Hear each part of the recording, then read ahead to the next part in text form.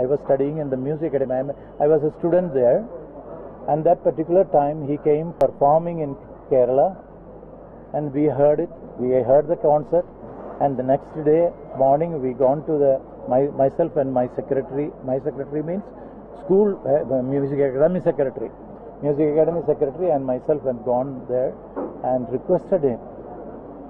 Usually, totally 90% artists, if you approach anybody, unknown person like me and my secretary, my colleague secretary of Music Academy, we approached and he's given us a very happy mood and happy smile, and he said, "Kandipa vara."